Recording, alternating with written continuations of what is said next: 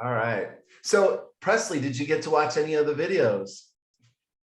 Yes, and it was very enlightening because my husband has three of the thinking talents. He has ideation as his number one, and he has context and analytical.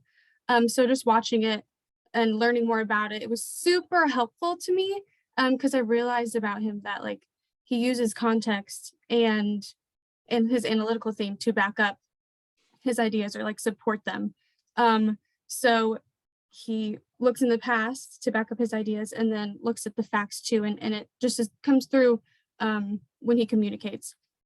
And so it helps me understand him better from getting like how he gets from point A to point B, and also just appreciate that about him, like how he got there as well. But it's also hard for me because I have adaptability. And so you mentioned that it was a very present talent. So for me, I'm like always on alert. I'm always kind of not present, if that makes sense. Like I'm in the conversation, but like I have all these things happening. Like, what if this happens? Or something super unexpected. Like I need to be aware of this. So I struggle to be in that present moment. And for him, like he needs my attention. And that's hard for me sometimes to give him because in my raw state of adaptability, I have a short attention span. And so it was really good, just like digesting all of that information. So it was helpful learning more about him, but also about myself and connecting more with my adaptability theme. And then something else I wanted to mention, sorry. No, this is beautiful.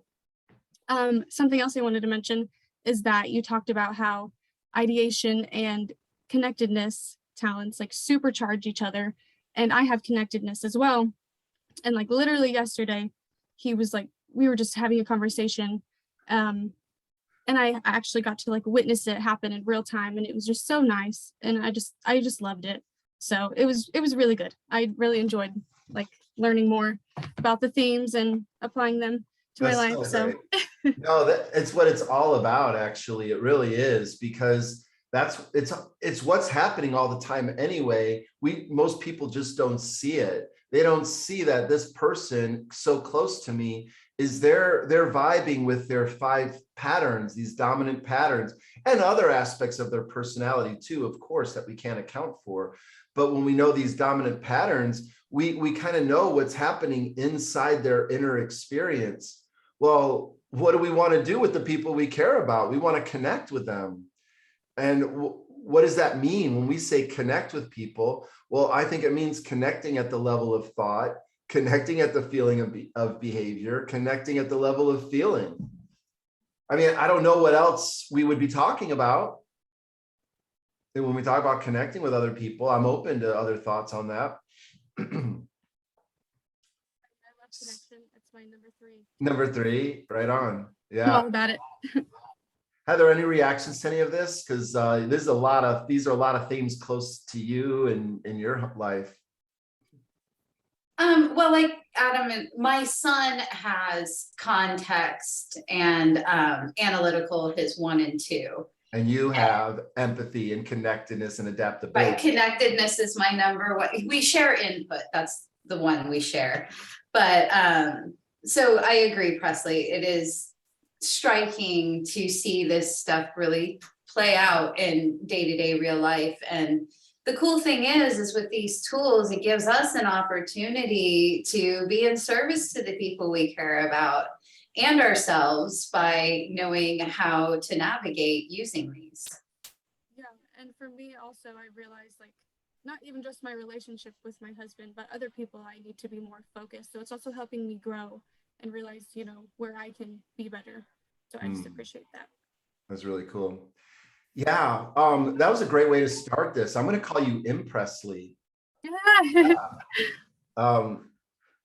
So yeah, we finished our round of talking through all the 34 themes, and I don't know if that would have been better to do earlier or what, but you know, so give me feedback on that. But I really think going into the themes, knowing what they are is really important. Now that we're coming out of talking about the themes, it's what do we do with them? So that's going to be the focus for today. And Carrie's here. So let's welcome one more to our ranks. And for everybody else watching, I just want you to know that we could see you. I'm just kidding. Hello, Carrie. Welcome. Hi. Hi. All right. So today's session, we're going to be talking about the rest of the coin model. We did talk about the C in coin. Do you guys remember what that stands for? Little pop quiz. Connect. Yes, perfect. So we're going to talk about the O, the I, and the N today. We're going to get through all that. And then if we have time, I want to get into strength thinking. And specifically, when I say strength thinking, I really mean this, the 16 points of performance. So we're going to see if we get to that today and so forth. So actually, here's our agenda. Housekeepings. We already talked a little bit about sessions 5 through 8 and talking about the 34 themes. Seeing if there's any other, insights, reflections, or questions. If there are, slow me down. I'll pause after this one point here. And then actually, if you have any thoughts, and also for the people watching this, send to Heather Krim your thoughts for what you'd like to see us cover in the last session. Next session will be our final one for this team journey in Talent to Strength. So let us know if there's any things you'd like us to specifically cover. But coming back to this, Carrie, I don't know if you had any insight, reflections, or questions. And Andrea, I didn't ask if you did either. So yeah, before we get into stuff to today's content, any other insights or reflections from the covering the 34 themes? All I can say about it is I know that, like Heather said, I think it's just nice to be able to be more like aware of others and being able to serve others. I know my husband has not taken this survey yet. I keep telling him to. He's like, we need to do this on a long car ride. I can't just sit down some night and do this. Like after a long work day, it's too much. But I do think analytical. That already tells me what some of his themes are. Could be, by the way. Go on. I do think he has like a high analytical is higher on his, just because of some of the ways that he conducts himself, and that is completely opposite of me. And so it's just funny because I can see that very clearly, and it helps me to serve him and helps me to, I guess, be a helpmeet in our relationship. So. Right. I'm going to guess he has deliberative when he ends up taking his strengths finder. Is he the kind of person that likes to avoid mistakes? 100%. Yeah. And he's a very black and white person. Like everything is right or wrong. There's no middle ground. Like there's very few gray areas. So then that might be belief as well. In his, yeah.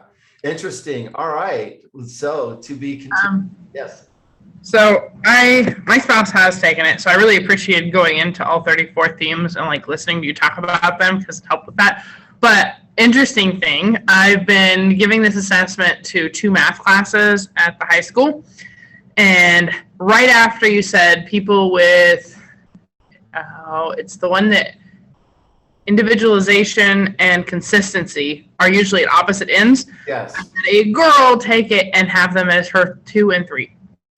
Wow. Both of them. Cool.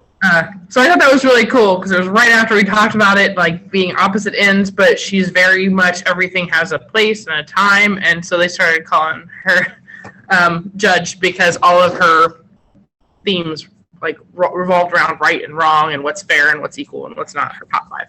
Cool. That is very cool. Yes. I love that because now she might be finding her thing, that wouldn't normally be found. We wouldn't normally see it.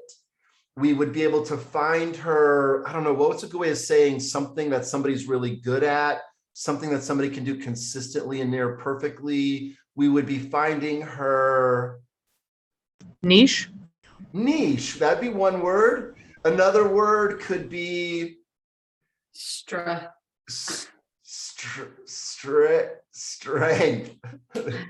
Yeah, we would be finding her strengths finder. I was kind of doing a little play on words. What are her other themes? Just out of curiosity, do you remember? I don't remember them, and I don't have to log in for the districts and use district codes, but I remember looking at them all and thinking, wow, because they were all things about right and wrong and figuring out. She's on my Scholastical team, so I see her a lot. It would have just been a quick question. I had intended on getting it before this meeting from her, so I could share that with you because it was really cool. Yeah, that is cool. We'd love to see it. Yeah. So, and I love the connection too, to like, you know, your class and your students, your spouses, basically the spectrum of humans we encounter is we all are pattern oriented creatures, patterns of, you know, thoughts, feelings, and behaviors. And that's what themes are. Themes are, that's their definition. Recurring patterns of thoughts, feelings, and behaviors that can be productively applied. That's the definition of these 34 themes. And so what Gallup has found is that anywhere from 5% of the population to 32% of the population will have one of these themes. So the rarest one, command, 1 out of 20 people will have it in their top 5. So it would be a dominant pattern for them. And that's the least common. And then the achiever is 1 out of about 3 people would have that in their top 5. So, and this is across, you know, gender, this is across nationality and age, that you would see this spectrum in the population. And so to me, it's almost like an alphabet of humanity. You know, yeah, go ahead, Carrie. I did ask the student if I could share that with this group, and she said yes. But I think she also had discipline, and that's the least common one. No, but it's not a very common one, but yeah, but it's not the least, yeah.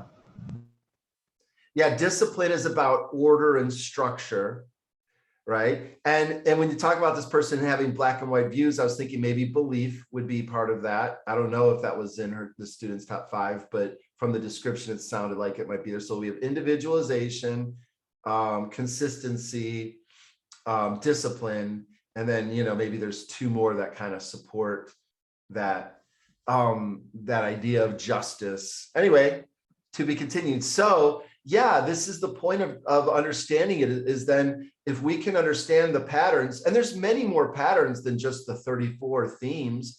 I think we could start to think about people's Myers-Briggs profiles or Enneagrams, or even, I know this sounds weird and I don't mean this in a joking way, personality disorders are also patterns of thoughts, feelings, and behaviors.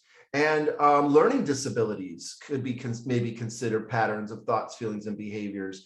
And so what these do is they provide different lenses, and they can be harnessed, hopefully, for positive or managed for, you know, minimum harm, all for the point of helping people thrive, like just keeping that in the foreground of what we're trying to do. All righty, jumping back into our agenda then, let's jump into it, where we'll get into the coin model and finish that out. So we did already talk about connect. Let's just see if there's any reminders there for connect. That really, it is about connecting with our themes. I think what I'd rather show you is this, that for connect, it's about going to Gallup's standard definition for the themes, because that's really the origins of them. Even before they came up with the 4 colors and the 4 domains, they really worked hard to articulate those standard definitions.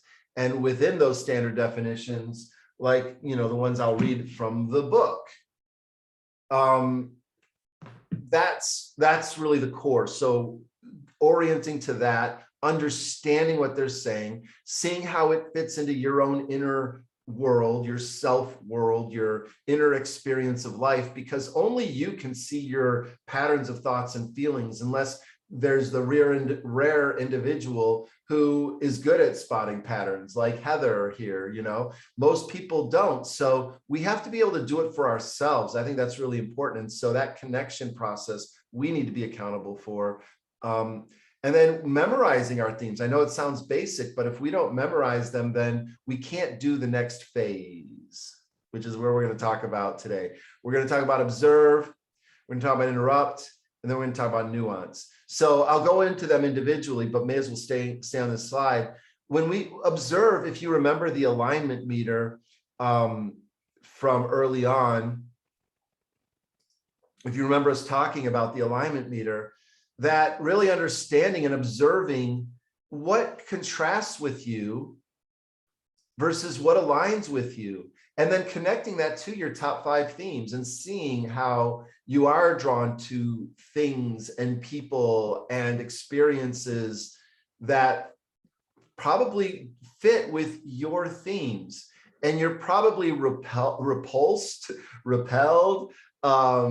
maybe just don't enjoy things and people and experiences that contrast with your top 5. Does that make sense? Because I think that's really key. And so when we talk about observing our themes, this alignment meter can be a really good tool. Even just looking at your emotions, going, I'm feeling good, I'm enjoying this. Oh, something about this aligns with me. When it aligns with me, what does that mean? It aligns with my patterns for thoughts, feelings, and behaviors. What are my patterns for thoughts? Oh, I know 5 of them from the StrengthsFinder. And it's a great way to really understand and observe oneself. Does that make sense? I know that was maybe sounded even convoluted the way I was going through the chain, but what do you think of that? The ability to observe yourself. Do you think knowing your top 5 help you to observe yourself better?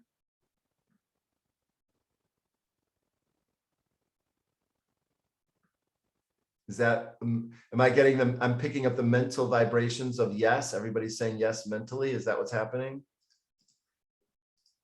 Cool. All right. So, or was somebody gonna say something? I would say 100%. Knowing my top 5 helped me to figure out who I am and why I'm doing the things that I'm doing, and to actually observe those 5 in action. So I don't know if it helped me be more aware of myself, but it did help me be more aware of when I'm acting in one of those behaviors. So positivity being my number 1, it comes up way too much. So I'm constantly catching myself like not relating to someone because I'm happy. I don't understand. So. Very good. Very good. Yeah. So when you're helping me even get through these next ones where it's like metacognition, the ability to observe what's going on in one's mind, to be thoughtful about one's thoughts would be metacognition, or one way to think of it. And mindfulness, it fits with that as well. And so that's one of the great things I got from StrengthsFinder, is because I've always heard about mindfulness and all this, but I just couldn't connect with the way others described it. But when I realized that, oh, I'm being mindful of my mind is doing these things. It is being strategic. It is ideating. It is individualizing. And your mind is doing those things, your top 5. And so being aware of it. So that's kind of what this little flip chart over here is saying. It's saying we either react to the stimuli in our environment, which is just very automatic accessing of our thoughts, feelings, and behaviors, or we could respond to our environment, which is a more mindful way of also employing our thoughts, feelings, and behaviors. It's really different. I think it's like totally different ways of being alive, as far as I'm concerned. So that's the observe. I mean, yeah. And we can only observe if we've ever connected with our themes. So then we observe, and that sets the stage for progress to do something next, which is interrupt our themes, the pause button, which we never were really able to interrupt our themes if we never knew we had them. So how could we self-manage? And that's kind of another way to think of interrupt here, is self-managing. And so our themes are always on. When you wake up, they're patterns for experiencing the world. So when you wake up, they come online. They boot up when you boot up. So from when you're starting your day, you're automatically doing your top 5 themes. Let's pick on someone who's not here. Christy is thinking about her achieving. She's strategizing, if I do this, then that, and this and that, and what will get her there. She's inputting things that are useful and recalling things that would help her get their useful knowledge, useful information. She's making the connections among things. She's seeing the world many, many layers out, many rings out. And she's cutting through the BS, let's get to the heart of it. What's going on? And let's quit doinking around and beating around the bush. So this is what happens when Christy's booting up, something like that. Maybe I didn't nail it, but for each of us, that's what we're doing. And so then our themes are always on, and then the patterns are running, and that's what they do. That's their job. So that's good. But we stopped checking in on them a long time ago. We kind of take for granted. I'm kind of laughing because Heather makes fun of me because sometimes I get right here where the sun is on my nose. And I try to tell people, no, that's not the sun. That's just the truth radiating out from within. Nobody seems to believe it though. I'm just kidding. I never said that before. Good thing it's not on video. So our themes are always on. That's kind of what we mean by our personality. Our personality is the definition of that is our dominant way of thinking, feeling, and behaving. And so that's always on. But what isn't always on is the mindful awareness of it. And are these patterns going where I want them to go? Are they being directed and being used in the ways I want to use them? Because if not, then what will happen is quietly underneath the surface, we get dissatisfaction. And then maybe that dissatisfaction grows. And I'm not the only person to ever observed that. I mean, that's kind of goes back in time, really, really far back. The unexamined life is not worth living. To thine own self be true. And then it will follow as day follows night, that thouest canst be untrue to another, something Shakespearean, getting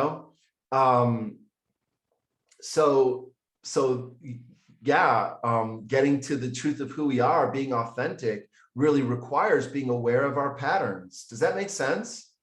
When people talk about mindfulness of what? I say of our patterns for thoughts, feelings, and behaviors. That gets really specific, and it's on target. It really is, because mindfulness, what is the mind? What is it? The mind is it's a byproduct of the brain. And that's where the neurological center that houses our functions for thinking and feeling and behaving reside. So there, biology teachers. All right. Any reactions to that soliloquy?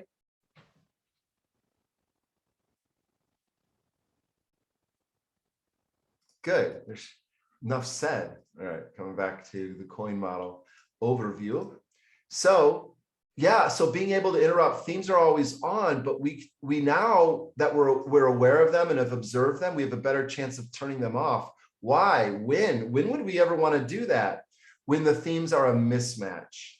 That's all. The way I don't really think in terms of weakness around themes. I think in terms of either they're a match for the situation or they're a mismatch, because the patterns are just doing what the patterns are doing. We need to be the ones who are like, oh no, this pattern needs to be on full blast over here, or it needs, well, we'll get to that. We'll get to what level of blast the pattern will be on next. But before we get to that, we need to be able to pause our themes and recognize when our themes are a mismatch for certain individuals, for certain projects, for certain situations, certain tasks, and strive as much as possible for the match. I And when would you just say, oh, sorry. No, you go for it. That's great. I was just going to toss something in there. That's a really great way to think about managing your neurology and helping others to do the same. Because sometimes it's also a matter of, this isn't a good fit for me. Like, this task does not work for me. That is a big thing that I have learned working with Adam. I used to be like, yeah, I can do anything. Yeah, I'll figure it out. I'll do it. And now I have that knowledge and I can go, you know what, this doesn't make sense for me. And then I can also articulate it in a way that doesn't come across as I'm not willing or something like that. So I just wanted to plug that in there. I think that's really important, Because if you could do more of what Heather's describing, you're actually, what you're doing is you're redeploying your resources. Because the energy and stuff you would have put into doing maybe this set of tasks, you can redeploy into this set of tasks, and maybe you're better at these tasks, and maybe these tasks are worth more. I used to, early in my professional life, work for a time management company, and they'd pose this question, you know, they'd say, or it was really more like a thought experiment, but whatever, it's more like a metaphor. You'll see what I mean. If you were given a pound of steel, what could you do with that pound of steel? You can make one horseshoe, or 500 pins, or 1,000 watch springs. I don't know if those numbers are actually like technically true, but you get the idea. So what do you want to do with your time? Do you want to make horseshoes? Do you want to make pins, or do you want to make watch springs? What would be the most valuable use of your time? And so why not also ask this? We do that with money too. What would be the most valuable use of your money? Well, why not do that with our talents? What's the most valuable use of your talents? So I think that really gets unlocked when we can observe, and then we can interrupt. And then what we do when we find ourselves in a mismatch is we can catch and correct. We're never going to eliminate the mismatches. That's never going to be an issue, a possibility. But what we can do is catch them. Well, no, we can. I mean, we can prevent them, like Heather was saying. We can minimize, preemptively. But often, what we'll end up doing is we will have mismatches we didn't catch. So our first job is to catch them and then just correct them. And what does that mean? It means, apologizing if your behavior was out of line afterwards. It means if you made a commitment that has you doing something that you really can't stand doing, maybe you need to renegotiate that commitment. It's hard to do sometimes because we all want to be like true to our word and all of that. There's a lot of pressure on that for us to do that in society, and that's good. That's a healthy society that encourages that.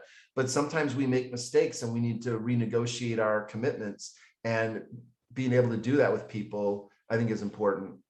So that's the interrupt. And we can't interrupt if we haven't observed, and we can't observe if we haven't connected.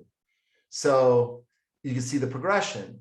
And now that we're able to interrupt, because on or off is kind of a clumsy choice, right? Like your lights are all the way on or they're all the way on. Well, I want a dimmer switch on them. I want to dial in the situationally appropriate level of lighting, or a volume knob. I don't want it to be full blast or off. I want it somewhere in the middle. I want to dial into the situationally appropriate level. And that's what I think we should do with our themes. That's the goal. That to me is when we're on the mature side of our themes, we're able to dial them in situationally. Any of our qualities, if you have any bad habits that aren't talked about in the Strengths Finder, well, being able to connect with them, observe them, interrupt them, and then what's the situationally appropriate level for them? Another way of thinking of that, this comes from property management or commercial real estate. Highest, best use. What is the highest and best use of your talents? In real estate, they would say, oh, what is the highest and best use of this property here? Is its highest and best use to be a hospital? Maybe if we didn't have any other hospitals, but we got a lot of hospitals, so maybe not that. But what we really need is a parking lot. Maybe that for that piece of land, that's what the highest and best use is. And that goes along with that overall value of Don Clifton, and what he's looking for is helping people in society find their highest and best use. Imagine how society would be different if individuals were encouraged toward their highest and best use. That's what he was going for. That's exactly what he was going for. And you as educators learning these tools and applying them is exactly the Don Clifton plan. That is exactly what he was after. Educators building schools and institutions after that, the workplace and beyond, but our schools being a place that help people identify their highest and best use and cultivate it and encourage it. And we get, you know, we teach to a standard curriculum, and that's has its uses too. But this element, being able to bring this to the people's lives, is the point of StrengthsFinder. It's not just to be like, oh, how cool that you have these qualities. It's meant to be like, how do we get the best of them? So then really nuance is about adjusting and dialing in. Now, once you're more on the mature talent side of things, now we can really identify the activities that we most want to apply our talents toward, because it's the activities of our lives. This is a really key aspect. It's an underrated aspect of the world we navigate.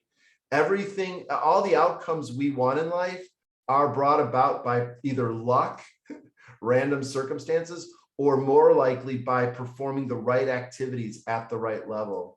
And using our themes to perform activities is exactly what Don Clifton had in mind. So how do we have the most mature use of our themes? And how do we then amplify our themes with adding knowledge and skill, which isn't even talked about in StrengthsFinder, nor really should it be. It's not really part of it. Well, I don't know. I have mixed views on that. But talking about knowledge and skill is really, really key, beyond just talking about talent. So we'll do that later. But now that's kind of an overview of the COIN model. And maybe how does that strike you? Does that strike you as an appropriate way to help people through the journey of learning about their themes and then what to do with them? Thoughts, reactions?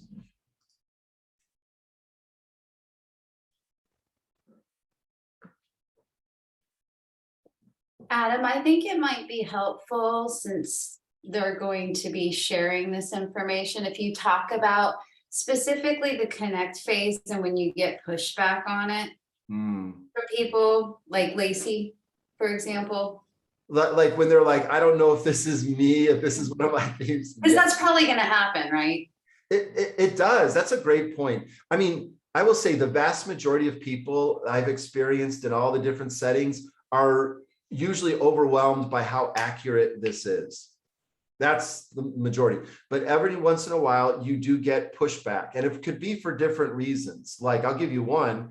One woman is like, I don't resonate with any of my top 5. And we went over her top 5, and she had attended this workshop with some of her coworkers. And they're like, no, this is exactly you, you know? So the person may not be self-aware. And with the example that Heather brought up, it's this wonderful person we work with at one of our clients. And she's just wonderfully delightful. And she has maximizer as her number 1. And she cannot, for the life of her, figure out how she has this theme. And it really only occurred recently that it became obvious that what she does is she maximizes her creating a comfortable environment for others, because her other themes are, I think, adaptability and empathy. Do you remember any of her others? But where does the maximizer come in? Like, what is she maximizing? We couldn't find it. But what she is maximizing is the comfort of other people, almost over maximizing it. Anyway, does that make sense? So there's that. And then there's just the hostile person who just is like, this is all psychobabble, blah, blah, blah, you know, like the whatever version, woo, woo, touchy, the dismissal of it. And my attitude towards that has changed over the years. I welcome it now. I embrace it. I say, look, it's my job. It's my job to address your questions and your objections. So all I'm asking you to do is just hear me out. You're free to accept, reject, or adapt anything I say. And that just kind of like that agreement is a positive way to say, let's agree to disagree, but without being cliche about it. And it acknowledges that, hey, I have a role here to provide information, and but the other person has a role too, and that is, hey, you're here, you may as well entertain the idea fashion show. You get to decide ultimately if you accept, reject, or adapt. So I sometimes would do it. I've done this maybe once or twice. I did start with this activity, red, yellow, or green. Regarding this tool, are you starting the day like green light, like, hey, I'm all open to this and I'm really excited to just get into it? Am I a yellow light where I'm like, yeah, I'm open, but I got some questions and I'm not fully like, have my gear engaged to just take this on yet? And then red light is like, no, I kind of have some resistance to this, because then I could just get to that resistance right away, you know? And I don't know, Heather, if that any of that was what you had in mind, but yeah, reacting to people and, you know, their discomfort with this. But I'll spend time helping people find the connection to their themes. But after a little bit, I'm like, let's take this offline, you know, because I don't want to do that with the participants for too long. But usually within a few minutes, we'll find connections between the themes and how they can connect to it. So this is the overview of the coin model. And then I could go through piece by piece, just a little bit more. I have some things to say, like it's not enough to just understand our talents intellectually. We need to see them in action. We need to kind of like watch them in the wild. Why? Because they fire so fast. They're very, very quick. Jen's going to join us here. Let's applaud. No, just kidding. Make it uncomfortable. No. Hey, Jen, welcome to our humble gathering. Glad you could join us. We're going through the coin model, and yeah, I just did a little overview of it here. A little overview, maybe a medium-sized overview, and then we're just drilling down one by one. And we did connect before, so we're going to do observe now. And the idea is that we have, I read somewhere that we can have between 2,500 and 3,300 thoughts per hour. I'm trying to slow mine down to like 1 or 0. But anyway, that's a lot. So what is all that's going on? That's a lot of speed happening. So we're not going to be able to see our themes unless we're really learning to watch for them. And hopefully then we can see, you know, wow, they're really cool. Look at how they work. You know, look at how we take things and process them so effortlessly. You know, like it should help us develop some gratitude for our themes is what I'm hoping happens here. After we observe them, then we develop the gratitude for them, you know? Does that make sense? And then we're able to interrupt them. That's kind of the hint at phase 3. If we can observe our themes, we're able to do something we weren't able to do before, and that's interrupt them when they're a mismatch. So then here, I just thought, you know, the idea is to try to catch your talents happening as close to the moment as possible, and then observe them. And maybe just look for things like what kind of feelings emerge, like what feels good to you and what feels bad to you. See, what might feel good to an achiever might not feel good to someone with ideation. Now you might have both. So you might have a little conflict. Maybe certain things feel good to both and certain things feel good to neither or whatever. But you know, you begin to see, wow, you know what? There really are differences between the themes and what feels good to them. And as for thoughts, you could say, yeah, the thoughts someone with futuristic would have would be different than the thoughts that someone with adaptability might have. I'm way out in the future. Well, I'm way here in the moment. I don't want to be in the future. The future is going to pull me away from the moment. Well, I don't want to be in the present, says futuristic, because that's boring. And why not use the present to springboard into what could be? And we could be ready for what could be. Well, the adaptability is like, well, why not? Yeah, we could be ready for what could be by being ready right now. And every now is a new now. So just wait for the future because it's coming our way.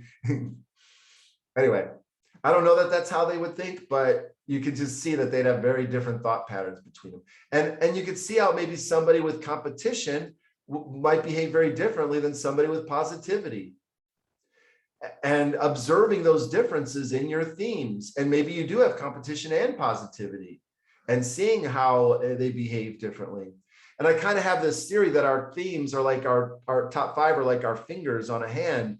When we go to grab something, we don't really think about, you know, what finger is doing what. It just works together to to grab it. And so your themes are very much like a mental hand.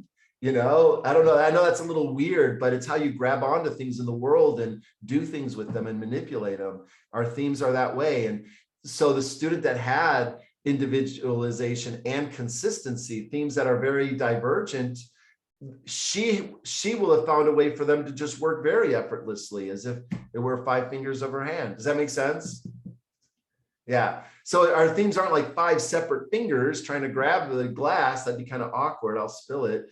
They're all organized together. And so they're more like, yeah, that hand. All right. So weird metaphors aside, let's keep going. Do my themes have patterns? And the answer would be yes, because it's kind of like they're defined that way. But what are they? And what do we mean by patterns? Because I'm not saying they're bad. I'm just saying they are. I sent myself an email today. I'll see if I can pull it up.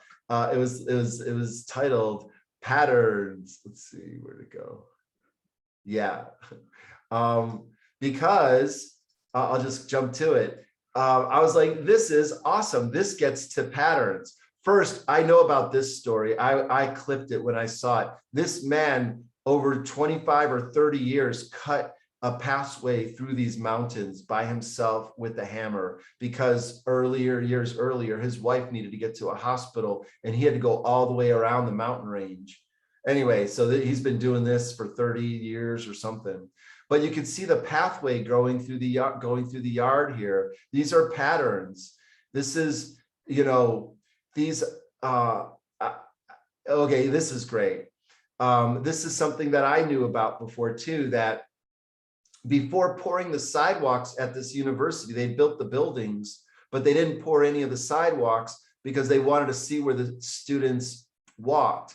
And then they poured the concrete. Right. And I don't know. I just think that there's such an important link between our patterns and our lives and our themes and learning to see that much of our lives are patterned, and observing those patterns. It's a really powerful thing, because otherwise we could go through our whole life not realizing that we've just been running patterns we picked up from our socialization, patterns we picked up from our family and from the signals around society and the media. I guess I still want to go on this riff before I want to show my slides again. I mean, we are social constructions. You are helping, you are agents of that social construction. And the students in your classroom and their peers are agents of each other's social construction. And then those patterns will likely get played out for a long time until they learn about mindfulness and awareness, if they do. So yeah, these patterns, they enable us to do things. So I think of them as like unfair advantages. Of course, unfair, I'm being playful. They're totally fair, but they're advantages for us. That's what our themes are, if we can learn to harness them. And I don't trust society to help people really appreciate the patterns and make good use of them. There are people within society who do that well, but by and large, no, I don't trust that socialization process. It can be really upsetting to people's unique patterns if they're not careful. But what we should do is we should organize our life as much as possible to leverage our patterns. That's what I've been trying to do. My patterns are very difficult. they're really wonky. So learning how to live in this world of like jobs, things like that. And it's very difficult for a brain like mine to, I want to jump around and be very divergent. And the world is like, no, we need you to get things done and be, execution oriented and boring stuff. No, I'm just kidding. But you see how, my mind got bored in school and it wasn't really harnessed well back then. So anyway, my patterns got created for how I've learned to navigate society given my patterns. Wow, that's pretty meta. But it is about being attentive and bringing our awareness to it. And that's why when I articulated what I think we should do with themes, it's the coin model. I'm like, we gotta, I know it's weird, but it's like, these are the steps. We do have to connect before we do anything else. And then we could observe, and observing is extremely powerful. That launches us forward to be able to do things like interrupt when there's a mismatch, But really, even better is finding that right nuance so we can self-manage. And it's kind of one of the first slides I think we might have talked about is the emotional intelligence. Well, maybe not. Maybe now I can't find it. All right. Anyhow, so here it is, being aware of oneself so that we can then manage ourselves, being aware of ourselves so we can be aware of others, and managing ourselves and being aware of others so that we can manage our relationships and our social lives around us. That's really what we're after. It's pretty cool. So that's all from the observe stuff. Any thoughts or reactions to observe, the observe phase?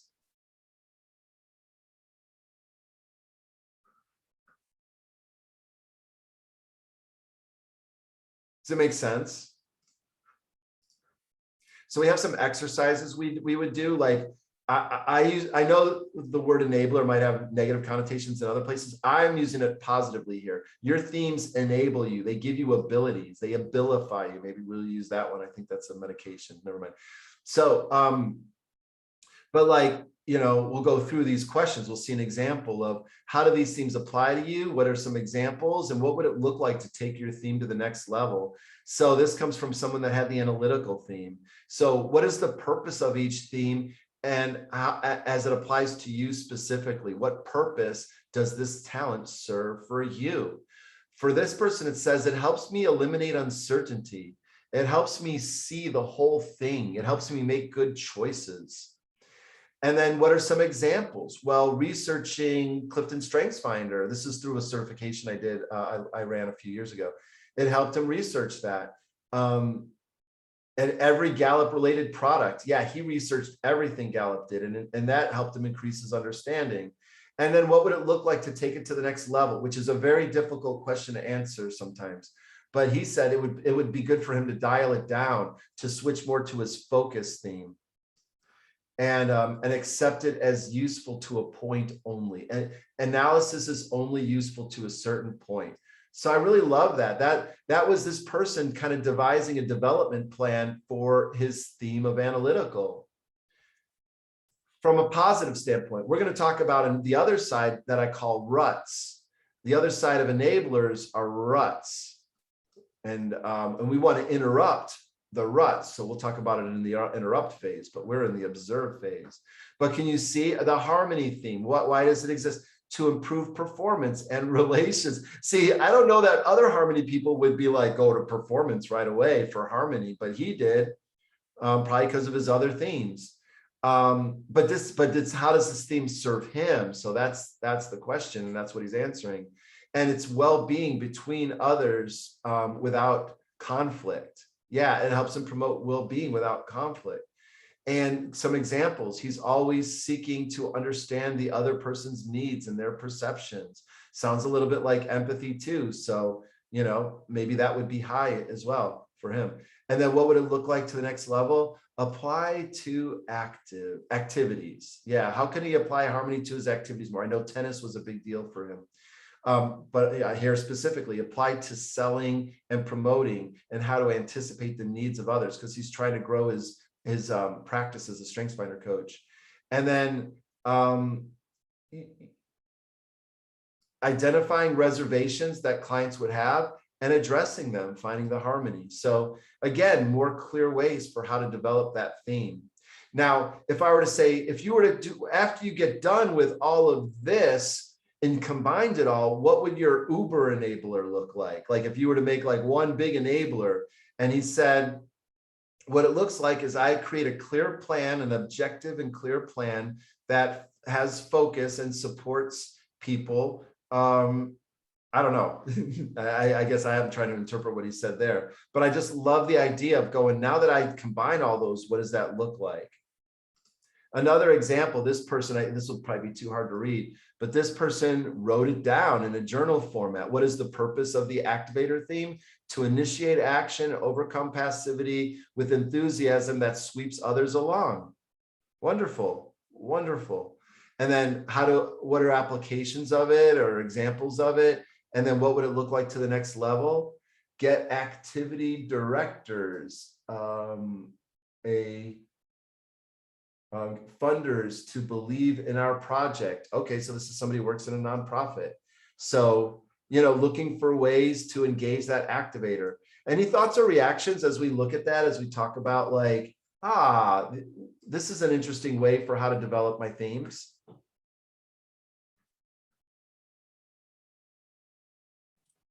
I'll just say I'm just excited to do the worksheet.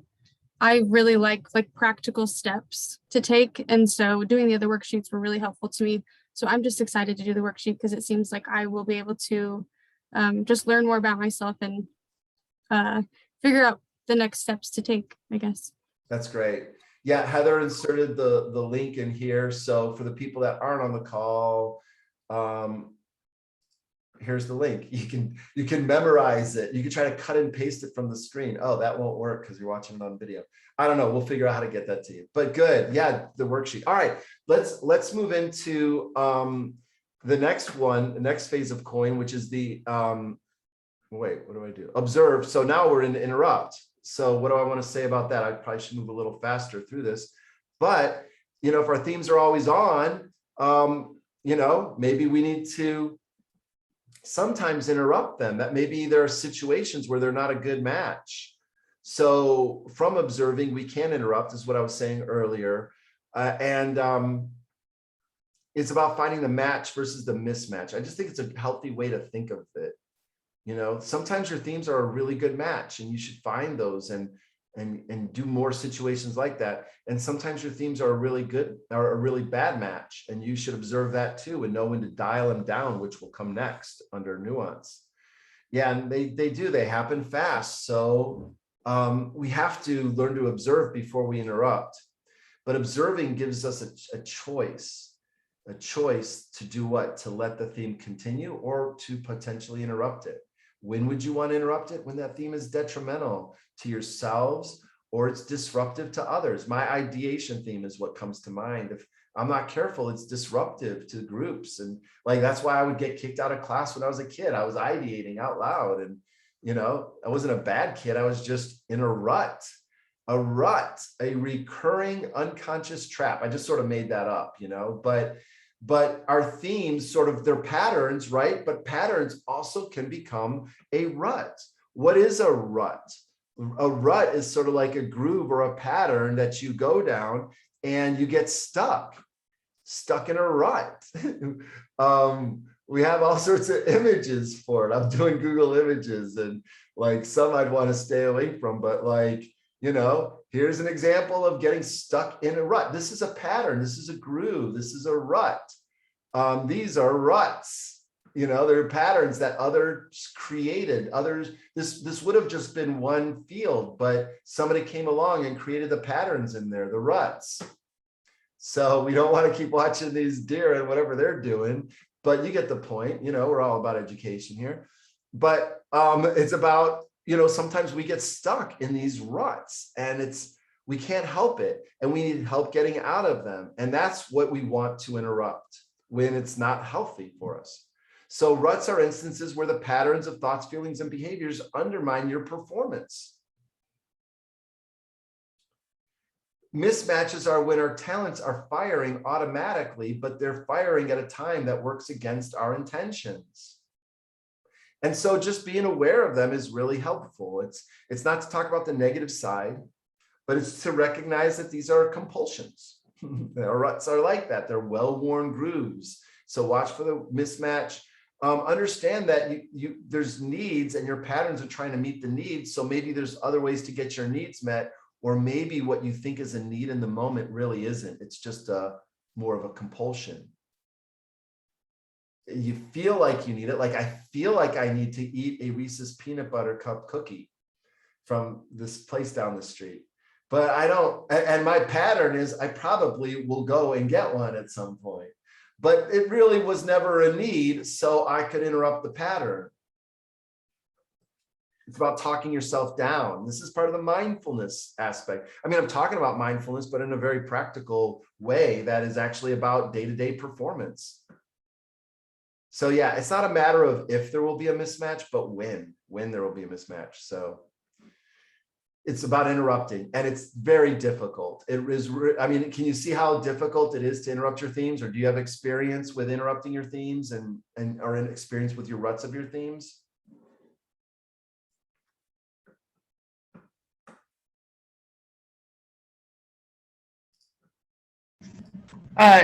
Two big ruts that I've had with mine are because I have positivity includer.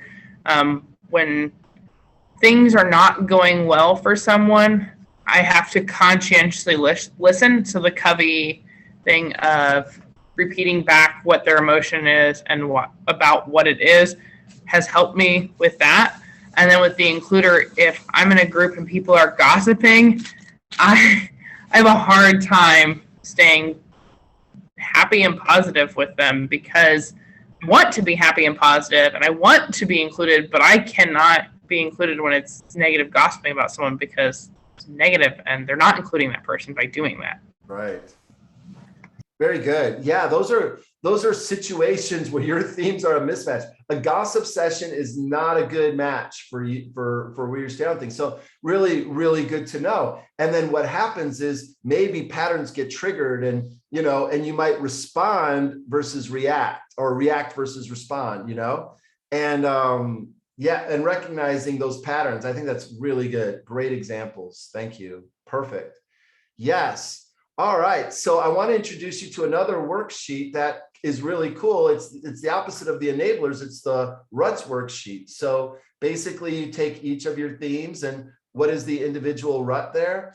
And then this is where I built in the Uber rut. So I didn't have the Uber enabler thing before. And that's why this person here, his name is Jim, he wrote in as Uber enabler because I didn't create that in this worksheet, but I wish I would have. That was a realization I have. I obviously still haven't done it, but we have an Uber rut. So the idea is each theme, what is the individual challenge that theme creates for you? And you gave some great examples there, Carrie. And then what would your overall Uber rut be? What would that, overall, like, maybe it's a consistent situation. So for me, my themes are all about ideas and openness and expansion. And I don't really like to rule out things.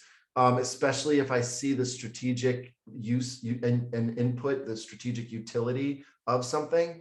And so I get too many ideas and too many things going that I don't have the bandwidth to get them all done. I get overwhelmed by my ideas. And I read a book called The Myth of Laziness, which, is about, it's a really good book for if you identify kids as lazy, because a lot of times what it is it's actually what he calls output failure. And so for me, nobody realized it. I was branded as lazy, but what I had is output failure. It's a real kind of caving in or collapse under the weight of my ideas. That's my Uber rut. It's a recurring theme in my life, and it's problematic and challenging, and I can connect it to my themes when they all come together in sort of the opposite, in and not an aligned way, but in a contrasting way. And I think it's a useful exercise for people to explore if they have that too. They may not, but here's Jim again, with his, what is the ruts? Well, if there's no right answer and it's this massive unknowable volume of data, blah, blah, harmony, it's a fear of rejection and a need to persuade and sell myself and overcoming objections. The focus is, working with myself, but an absence of an agreed direction leaves me feeling lost. So his focus doesn't have focus. I don't know what this says. Something useless, numbness maybe, and useless. Coping with multiple options. Coping, right? You hear the pain, right? Absence of prior knowledge. When his context isn't happy, it's because there's an absence of prior knowledge, maybe a job change and limited access to others with relevant experience of advice. So I can't orient with my context. And my restorative is now I focus on what I don't know. Now I'm very aware of what I need to restore, the gaps in my own knowledge. So I'm looking for weakness and I'm paying attention to weakness instead of focusing on talents. So what's his Uber rut? Struggle to accept ambiguity and be flexible and instinctive. I have an instinctive, unrealistic desire to know and understand everything. An absence of a plan plus, I don't know. I don't know. I'm not maybe reading it all right, but you get a sense of an Uber rut. And here's another one. When going through each one of these, the Uber rut is moving from one thing to another. Don't take enough time to master something. Think about things and projects. to get it right, but I don't act on it. So that would be this person's Uber rut. And they derive that from looking at their top 5: intellection, connectedness, strategic learning. You can see how this person will overthink something, but not take action. Very similar to mine in a way, you know, a lot of thinking themes and not a lot of execution themes. So that's the Uber rut activity. And here's somebody who did it, you know, just kind of typed it out more. I don't know, they made up their own worksheet. You could just screenshot this on the video if you want to come back and read this one, because I want to move now on to nuance. You know, you can see we go from interrupting our themes now, instead of it being on or off, we want it to maybe be like dialed into the right level. And I know it's a lot of syllables, but that's how I think of it. The SAL, the situationally appropriate level. And so, yeah, thinking of it as volume control. So, you know, what's the situationally appropriate volume? Do I need to yell? Do I need to whisper? That's not really a whisper. That's a strained whisper. We can develop greater levels of nuance. And that's really the point of moving toward mastering our themes, from being raw to being mature, from having the themes be in control of us to more like having us being in control of the themes, going from this to this. And I think the journey is spelled out by Coyne. So nuance is sort of the last one I was going to talk about. Well, it's the last part of Coyne. So one activity is this worksheet here. I don't know, Heather, you might not have even seen this. I don't know, the conversion worksheet. Let's see if we can find it. We'll put it in the file for you and provide a link. But like, what does the theme look like when it's happening? So you write in your top 5. Try to really observe what it looks like when it's happening. In what situations might it be beneficial to interrupt this talent? And then describe some situations when it would be helpful to dial it up more or down more. You know, that's more trying to get to the nuance. All right. And a great example of it is something I came across. This is called the Z process. It's from something called Inscape Publishing. It's not my idea. And it turns out this worksheet is in the folder. So you guys should have the links for it. But every project sort of goes through these phases. Like there's the initial phase where you have to start with a blank slate and you create it. And then you have a lot of ideas that you popcorned or brainstormed. So you got to advance them, because some of them are dumb and they shouldn't go forward. And some of them are really good and they should go forward. And then you kind of see it moves in a Z process. So we come down over here to, after we advance the ideas, we refine them. And then after we refine the ideas, then we execute. Refining is saying, you know, let's put it into order. Let's get it, who does what by when, all that. Let's get it really nailed down. And then executing is doing it. So if these are the phases of a project, then you might find yourself gravitating toward one of these phases. Like, I know I love these 2 phases, and I don't like these 2. They're boring and mean. They're mean and boring. They're unforgiving. They make you work hard and make you work long hours, and you're not free to do whatever you want, whenever you want. And these phases allow you to do that, especially that phase. So that's where I want to live. But sometimes I'm working with a group and we're in the execute phase. So what do you think I do? I bring create mode to the execute phase. And how happy does that make everybody? Not very. People in execute mode are not very appreciative of good ideas. I tell you that from many scars.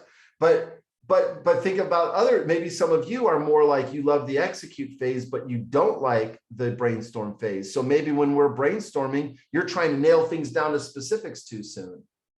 What I'm saying is we need to nuance ourselves to where the group is and where the reality is and where the needs are. And that's one of the great lessons from StrengthsFinder.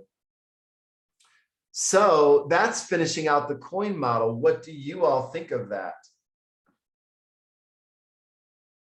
Just overall Coyne, the stages, the flow of things. Do you like it? Do you hate it? Do you love it? Do you Lyle love it? what's your take on coin?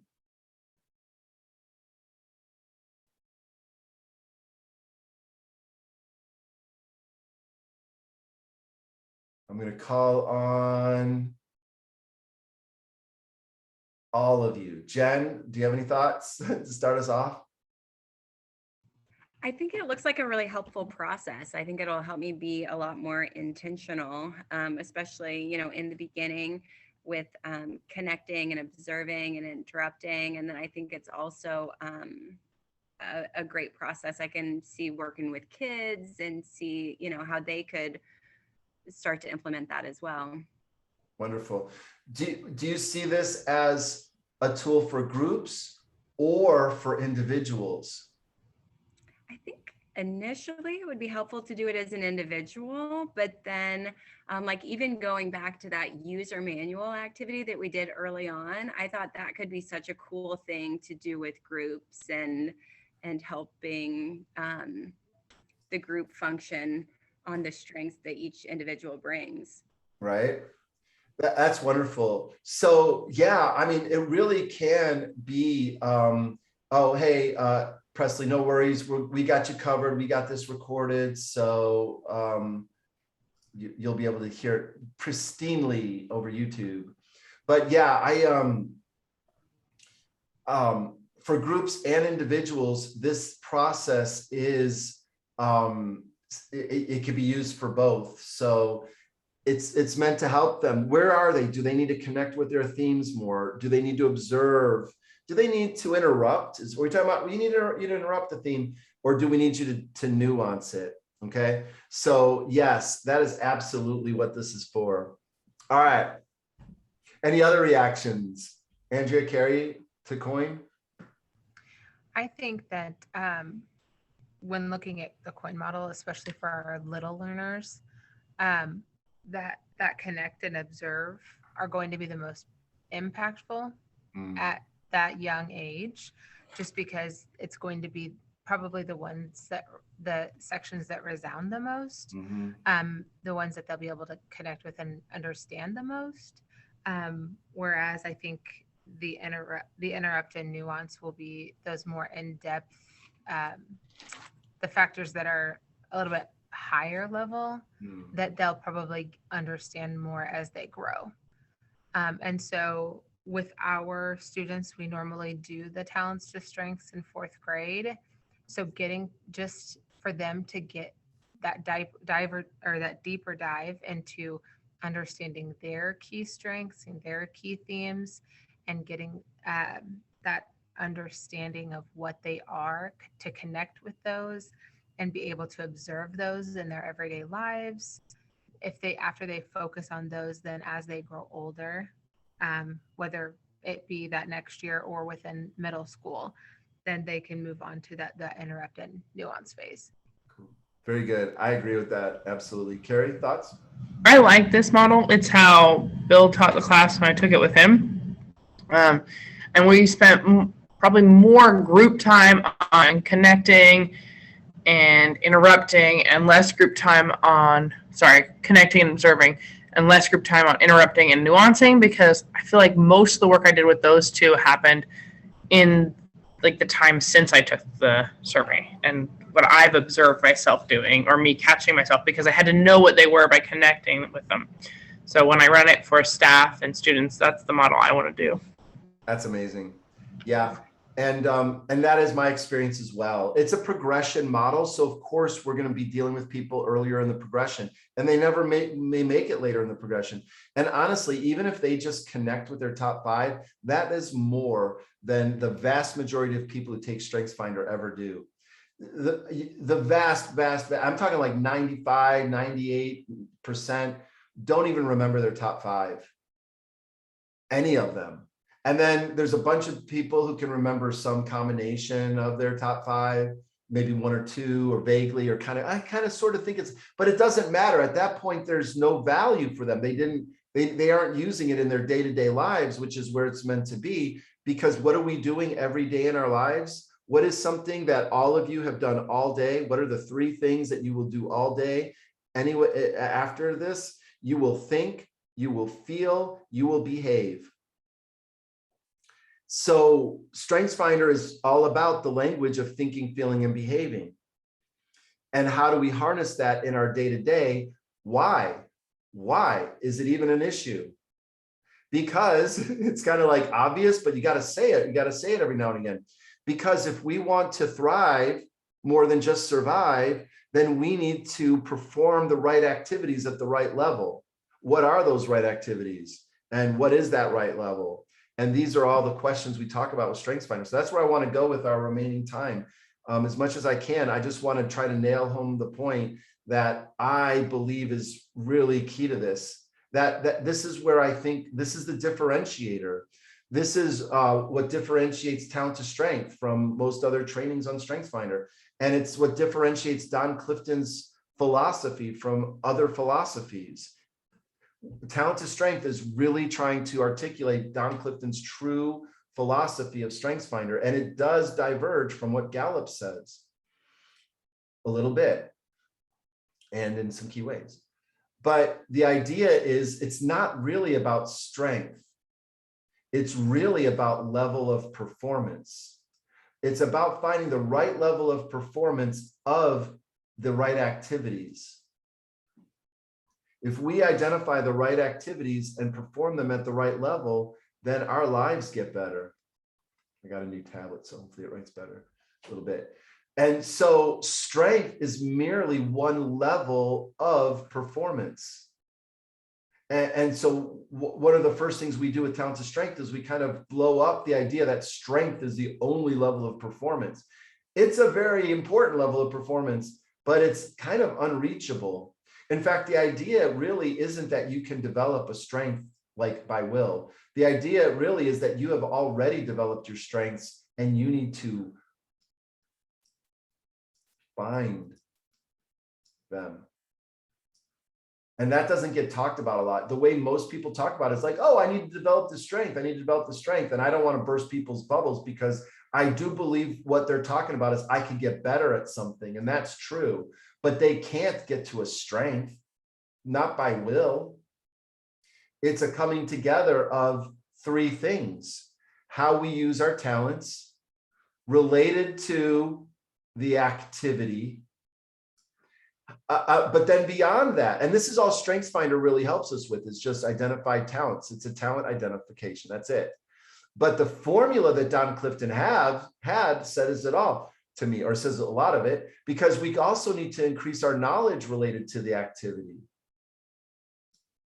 And then we need to understand that every activity is made up of steps. And if we can list those steps, then we could also improve our performance at the activity. These are three ways to move up the ladder. Talents, knowledge, and skills are three ways to move up this ladder of performance. And you don't have to get up to the level of strength. But where you have strengths, you want to find them and you want to organize your life around them. That is Don Clifton's message. That is it. But on the way to strength, there's these other levels. So StrengthsFinder then becomes a really powerful performance tool, because if I can go from inept to beginner, my life will get better if it's the right activities. And if I can go from beginner to basic, my life will get better. As I perform the important activities of managing finances, can I get better at that? Sure. What about managing relationships? Can I get better at that? Sure. And if I get better at managing finances, relationships, health, am I going to have a better life? Yeah, that's the idea. So that's the core of StrengthsFinder. What we've been talking about in Coin Model is only pertains to this. It doesn't pertain to this knowledge. It doesn't pertain to skills, but that's what I'm going to show you next. This is going to kind of be like an overwhelming thing, but if you understand this formula right here, it won't be. So let me just do it. Let's just rip off the Band-Aid.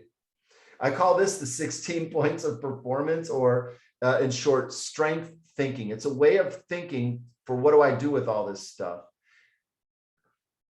And step one is identify the activity. And we have some little sub-steps under there.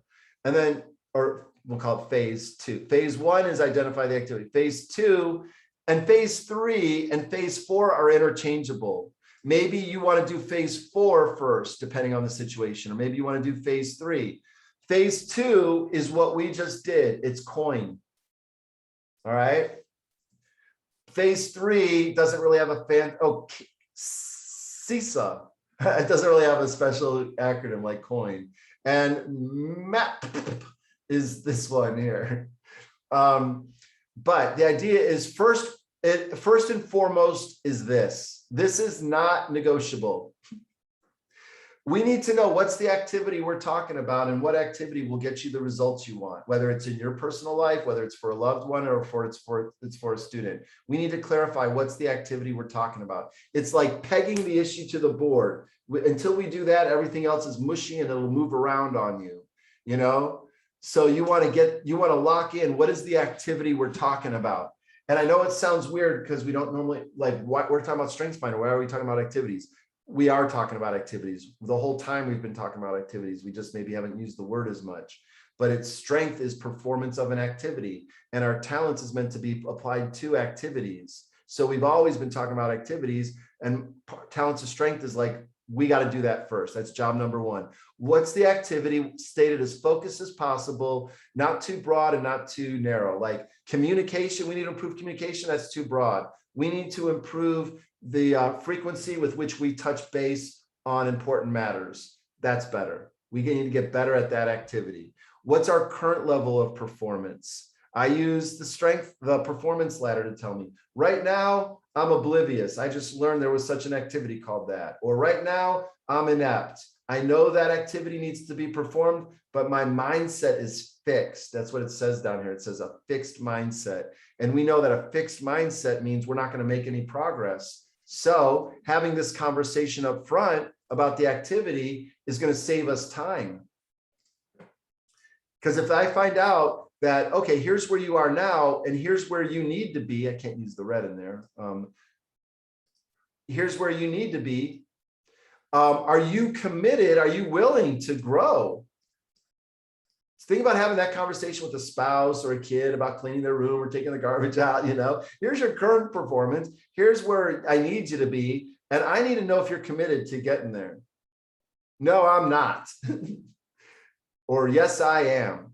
That to me is a very important conversation, because how much time do we spend wasting, like, because we never nailed the specific activity that's going to address what we're talking about.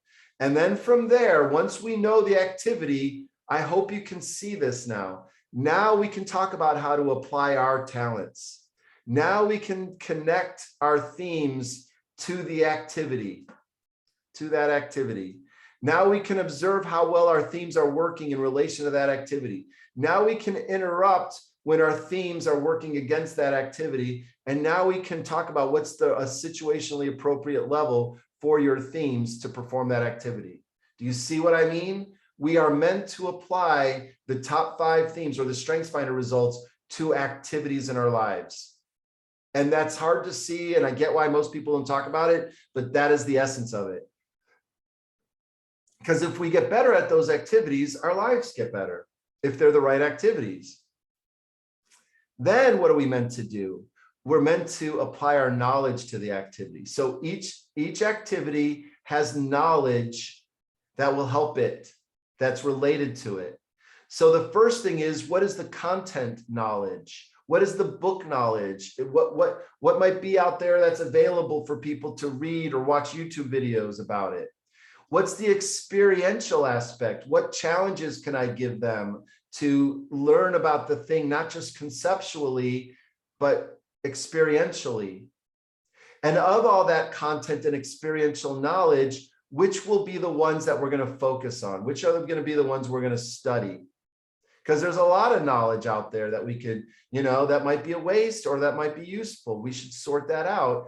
And then we should, once we gather that knowledge and study it, we should look at how to apply it toward the activity.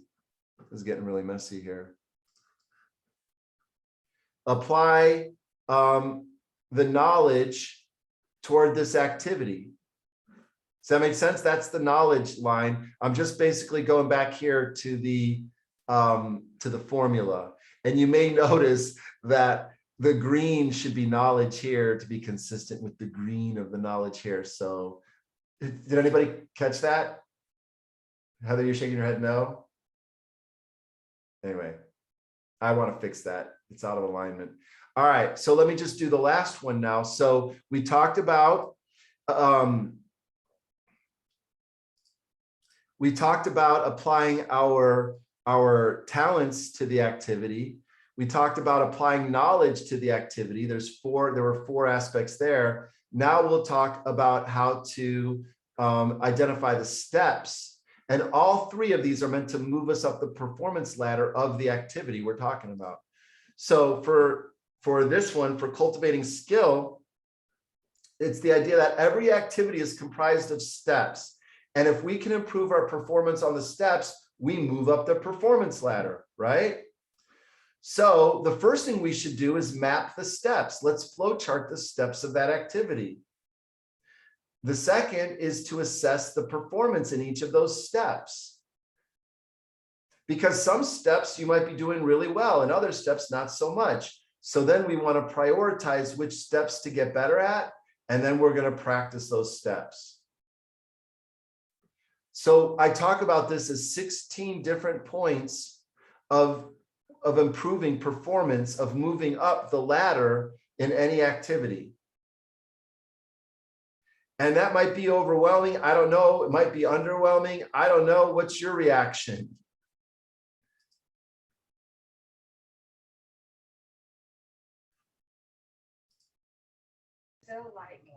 A little bit overwhelming, but I think it all makes sense. Good. Thank you. Yeah. So maybe, well, practice it or go over it a couple times and break it down where you're like, okay, all he's really saying is here, step 1, you need your life to change. What activity, if you perform it better, will change your life? To the student, to the spouse, to yourself. Okay, now that we know that activity, where am I currently and where do I need to be?